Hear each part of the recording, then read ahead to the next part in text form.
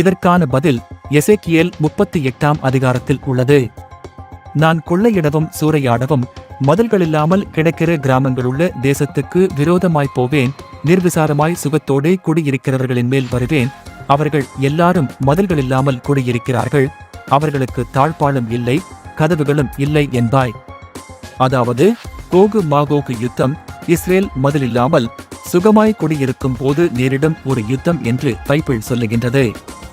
இப்பொழுதுள்ள சூழலில் எப்படி இஸ்ரேல் பாதுகாப்பு மதிலில்லாமல் சுகமாய் தங்கியிருக்க முடியும்? இப்பொழுது நீங்கள் பார்க்கும் இந்த தேசங்கள் எல்லாம் மேற்கொள்ளப்படும் வரை அல்லது முற்றிலுமாக தோற்கடிக்கப்படும் வரை இஸ்ரேல் பாதுகாப்பு இல்லாமல் சுகமாய் குடியிருப்பது என்பது நடக்காத காரியம். அது மட்டுமில்லாமல் கோகு மாகோகு யுத்தம் இஸ்ரேலின் வளங்களை கொள்ளையிடவும் சூறையாடவும் நடக்கும் என்று எசேக்கியேல் 38ஆம் அதிகாரம் சொல்லுகின்றது.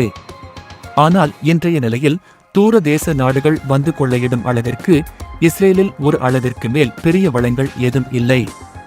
ஆனால் ஒருவேளை இஸ்ரேலின் ப்ராமிஸ்ட் லேண்ட் உருவானால் இஸ்ரேலின் வளங்கள் மிக பெரிய அளவில் கூடும்.